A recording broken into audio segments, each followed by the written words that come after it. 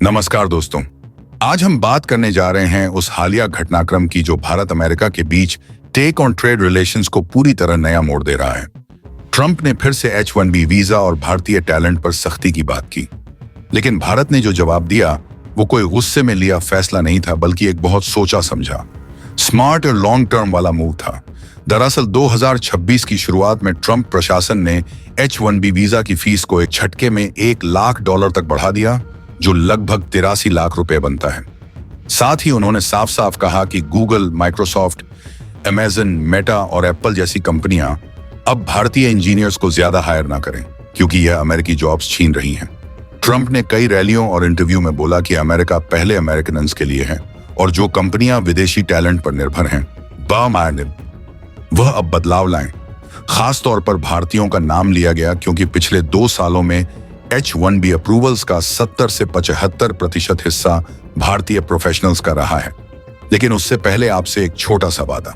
जब हम भारत को ग्लोबल सुपर पावर बनते देख रहे हैं, जब हमारा तिरंगा एनर्जी के विश्व मानचित्र पर लहरा रहा है, तो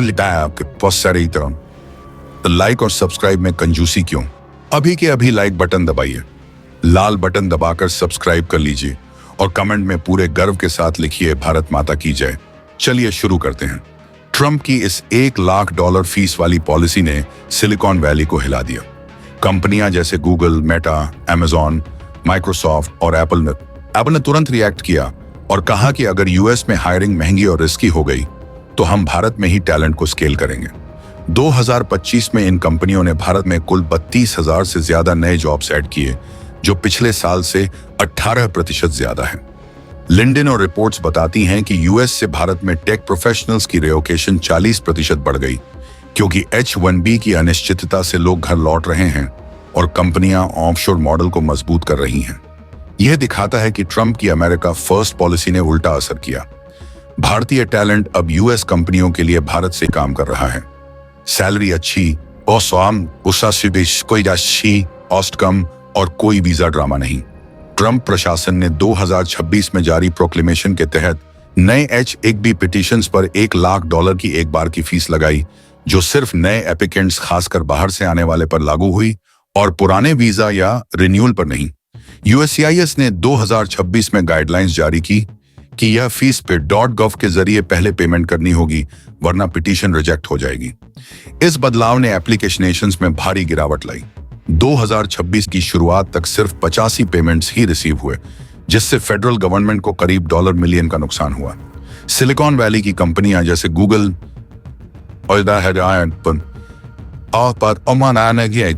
मेटा और अमेजॉन ने इसे प्रोहिबिटिव बताया और तुरंत ऑफशोरिंग को प्राथमिकता दी।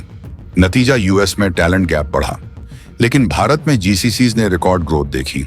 2025 में 90+ नए जीसीसीज खुले और कुल 1.35 से 1.5 लाख नए जॉब्स ऐड हुए, जबकि 2026 में भी 1.2 से 1.4 लाख जॉब्स की उम्मीद है।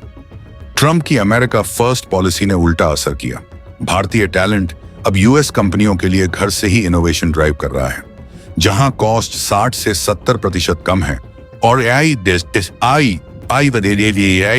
क्लाउड जैसी हाई स्किल टीम्स तेजी से स्केल हो रही हैं। Meta, Apple, Google, Amazon, Microsoft और नेटफ्लिक्स जैसी कंपनियों ने भारत में कुल 32,000+ नए जॉब्स ऐड किए, जो पिछले साल से 18% ज्यादा है।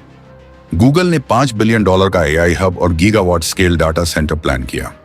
माइक्रोसॉफ्ट ने 17.5 billion cloud and AI commitment दिया, जबकि अमेजॉन ने $35 बिलियन की इन्वेस्टमेंट रोड मैप अनाउंस की।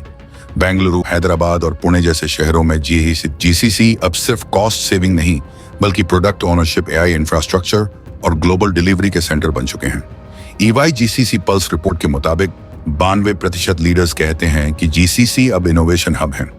25 में 10,700+ GCC ने करीब 2 मिलियन प्रोफेशनल्स को एम्प्लॉय किया और 2026 में ग्रोथ 15 से 20% रहने की उम्मीद है। यहां तक कि यूरोप और जापान की कंपनियां भी भारत में सेटअप कर रही हैं। H-1B रेस्ट्रिक्शंस ने यूएस में टैलेंट शॉर्टेज क्रिएट किया, लेकिन भारत को ग्लोबल इनोवेशन हब बना दिया, जहां इंजीनियर्स घर बैठे हाई पेइंग यूएस प्रोजेक्ट्स पर काम कर रहे हैं। भारत अब ग्लोबल कैपेबिलिटी सेंटर्स यानी GCC का नया हब बन चुका है। Meta, Apple, Google, Amazon, Microsoft और नेटफ्लिक्स जैसी कंपनियां 2025 से 2026 में भारत में एआई, क्लाउड, सॉफ्टवेयर डेवलपमेंट और इनोवेशन टीम्स को तेजी से बढ़ा रही हैं। रिपोर्ट्स के मुताबिक 2026 में जीसीसी में 15 से 20% और ग्रोथ होने वाली है। खासकर यूरोप और जापान की कंपनियां भी अब भारत में सेटअप कर रही हैं, क्योंकि कॉस्ट 60 से 70% कम है। H-1B रेस्ट्रिक्शंस की वजह से यूएस में टैलेंट गैप बढ़ रहा है, तो कंपनियां भारत को अपना इन हाउस टैलेंट हब बना रही हैं। यह न सिर्फ जॉब्स क्रिएट कर रहा है, बल्कि भारतीय इंजीनियर्स को ग्लोबल प्रोजेक्ट्स पर घर से काम करने का मौका दे रहा है। अब आते हैं डिजिटल टैक्स वाली कहानी पर।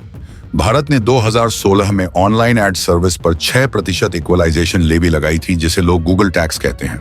2020 में ई कॉमर्स पर 2% का और टैक्स जोड़ा गया।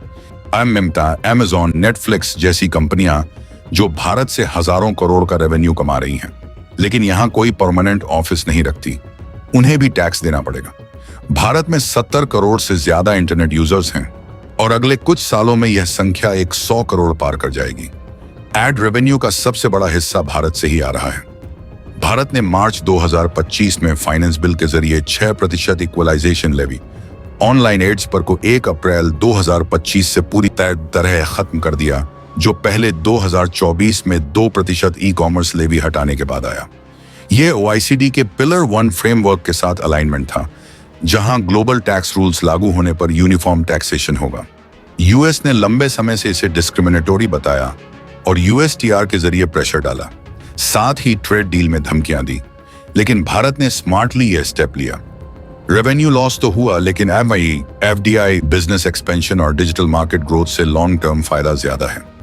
70 करोड़ प्लस इंटरनेट यूजर्स वाला मार्केट अभी भी यूएस टेक जॉइंट्स के लिए सबसे बड़ा ग्रोथ इंजन है और OECD रूल्स लागू होने पर भारत मजबूत पोजीशन में रहेगा। यह कोई हार नहीं बल्कि स्ट्रेटेजिक रिट्रीट था। भारत ने प्रेशर में घुटने नहीं टेके, बल्कि ग्लोबल रूल्स का इंतजार कर आगे बढ़ा। डिजिटल टैक्स हटाने का फैसला कोई अचानक नहीं था। भारत ने 2025 में 6% इक्वलाइजेशन लेवी ऑनलाइन एड्स पर को 1 अप्रैल से पूरी तरह खत्म कर दिया, जो पहले से 2% ई कॉमर्स लेवी हटाने के बाद आया। यह OECD के पिलर 1 फ्रेमवर्क के साथ अलाइनमेंट था, जहां ग्लोबल टैक्स रूल्स के तहत डिजिटल सर्विस पर यूनिफॉर्म तरीके से टैक्स लगेगा।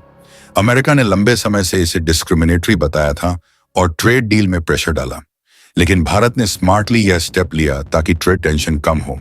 यूएस कंपनियां भारत में बिना एक्स्ट्रा कॉस्ट के एक्सपेंड करें और भविष्य में OECD रूल्स के तहत नया सिस्टम लागू हो सके। इससे भारत को रेवेन्यू लॉस हुआ, लेकिन डिजिटल मार्केट का ग्रोथ और FDI बढ़ने से लॉन्ग टर्म फायदा ज्यादा है। अमेरिका ने शुरू से ही इस टैक्स को डिस्क्रिमिनेटरी बताया और WTO में केस किया, सेक्शन 301 के तहत धमकी दी, लेकिन भारत ने कभी पीछे नहीं हटा। फिर 2021 में OECD के साथ ग्लोबल टैक्स डील पर सहमति बनी, जिसके तहत डिजिटल सर्विसेज पर मिनिमम टैक्स का रास्ता निकाला गया। ट्रंप 2.0 में फिर से दबाव डाला कि जो देश अमेरिकी टेक कंपनियों पर डिजिटल टैक्स लगाएगा, उस पर एक्स्ट्रा टैरिफ लगाएंगे। भारत ने यहां बहुत स्मार्ट तरीके से कदम उठाया। 2024 के अंत में 2% ई कॉमर्स लेवी को हटा दिया और मार्च 2025 के फाइनेंस बिल में 6% ऑनलाइन एड लेवी को भी संगीत 1 अप्रैल 2025 से खत्म कर दिया। यह कोई हार नहीं थी बल्कि स्ट्रेटेजिक रिट्रीट था। भारत ने कहा कि हम OECD के नए ग्लोबल टैक्स रूल्स का इंतजार करेंगे और उसी के तहत आगे बढ़ेंगे। इससे अमेरिकी कंपनियां भारत में बिना एक्स्ट्रा टैक्स के और ज्यादा आसानी से बिजनेस कर रही हैं। लेकिन भारत का सबसे बड़ा हथियार अभी भी बरकरार है, 100 करोड़ यूजर्स वाला दुनिया का सबसे तेज बढ़ता डिजिटल मार्केट। अगर कभी जरूरत पड़ी तो भारत नए रूल्स के तहत भी टैक्स लगा सकता है या पॉलिसी सख्त कर सकता है। ट्रंप ने हाल ही में रूसी तेल खरीदने को लेकर भारत पर 25 से 50% तक टैरिफ की धमकी भी दी, लेकिन भारत ने घबराकर कोई जल्दबाजी नहीं की। फरवरी 2026 में मोदी और ट्रंप के बीच फोन कॉल के बाद इंटरिम ट्रेड डील हुई, जहां ट्रंप ने टैरिफ को 50% से घटाकर 18% कर दिया और रूसी ऑयल से जुड़ा 25% पेनल्टी टैरिफ हटा दिया। भारत ने रूसी ऑयल खरीद कम करने या स्टॉप करने का कमिटमेंट दिया और यूएस से $500 बिलियन के एनर्जी टेक प्रोडक्ट्स, एयरक्राफ्ट और अन्य सामान खरीदने का इरादा जताया। व्हाइट हाउस की फैक्ट शीट में डिजिटल ट्रेड रूल्स पर नेगोशिएशन और बैरियर्स हटाने की बात की गई, क्योंकि भारत ने पहले ही डिजिटल टैक्स हटा दिया था। यह दिखाता है कि भारत अब बैलेंस्ड अप्रोच ले रहा है, न यूएस के प्रेशर में घुटने टेकता है और न बिना सोचे पलटवार करता है। फरवरी 2026 में मोदी ट्रंप फोन कॉल के बाद अनाउंस इंटरिम ट्रेड डील में यूएस ने भारत पर टैरिफ को 50% से घटाकर 18% किया और रूसी ऑयल से जुड़ा 25% पेनल्टी टैरिफ हटा दिया। व्हाइट हाउस फैक्ट शीट में डिजिटल ट्रेड रूल्स पर नेगोशिएशन और बैरियर्स हटाने की बात थी, क्योंकि भारत ने पहले ही डिजिटल टैक्स हटा दिया था। भारत ने रूसी ऑयल खरीद कम करने या स्टॉप करने का कमिटमेंट दिया और यूएस से $500 बिलियन के एनर्जी टेक प्रोडक्ट्स, एयरक्राफ्ट आदि खरीदने का इरादा जताया। सुप्रीम कोर्ट के कुछ रूलिंग्स ने ट्रंप की ब्रॉड टैरिफ पावर को लिमिट किया, लेकिन यह डील दिखाती है कि भारत बैलेंस्ड अप्रोच ले रहा है, यूएस के प्रेशर में घुटने टेकता है, न बिना सोचे पलटवार करता है।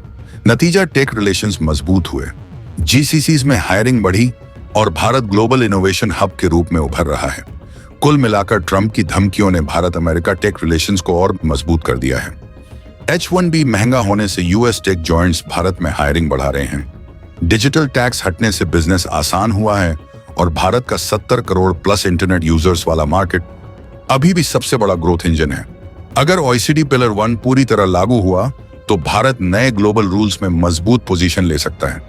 यह नया दौर है जहां भारत सिर्फ टैलेंट एक्सपोर्टर नहीं बल्कि ग्लोबल इनोवेशन हब बन रहा है और ट्रंप की पॉलिसी ने इसे और तेज कर दिया।